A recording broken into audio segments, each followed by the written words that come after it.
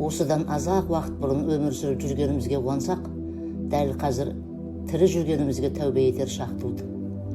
Таң атқанда көзіңді ашып, аман-есен оянған әр күніңді бақыт сана, той сана ағайын.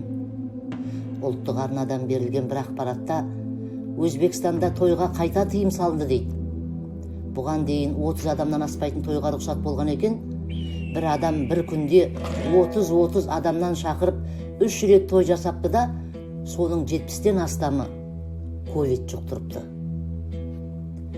Дүниежүзілік денсаулық сақтау ұйымы да біздің елдегі пандемиялық жағдайға қатты алаңдаулы көрінеді. Бұл жайлы айтқан халықаралық денсаулық сақтау ұйымының Қазақстандағы өкілдігінің басшысы Кларинваль бізді әсіресе басқасын айтпағанда қазақстандықтардың өз отбасында және сыртта бір-бірімен қарапайым ара қашықтықты сақтамайтындығы, қарапайым санитарлық талаптарды орындамайтындығы мазалайды депті. Рас, салақ емес халық едік.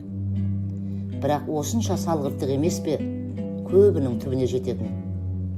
Мысалы, кеше Таразда тағы да астыртын той жасап құда күткендер әшкере болды. Мейлі ғой, оларға айыппұл салынар, тиісті адамдар жауапқа тартылар. Ең болмаса сол басқосуға қатысқандар түгел әлгі дерттен сау болып шықса екен дейсің. Сақтансаң сақтайды. Карантиндегі сақтық шараларды мұқият орындап, сақтанып жүріңіздер, достарым. Ажал туралап келіп алып кеткендердің Алла алдынан жарылқасын. Өзімізде санаулы едік, қалғанымыз аман қалайық ағайын. Мүмкін емес санап шығу кеше-бүгін өлгенді. Ертеңгі күн қабақ ашпай қарайтындай елгенді. Бар жамандық атаулыны бір-бірінен көретін.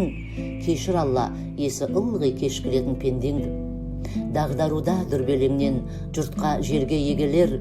Құрғақ сөзбен жұбатудан басқа қолдан негелер. Тығып сатып пайда таппақ болған дәрі-дәрмектен алаяқтың көсегесі қайдан енді көгерер. Үрейлі ақпар, ауыр дерттен астаң-кестең ой-сана, жебір ажал жұтынуда, тоймаса да, тойса да. Таң атқанда көзіңді ашып аман-есен оянған, әр күніңді ағайын-ау, бақыт сана, той сана.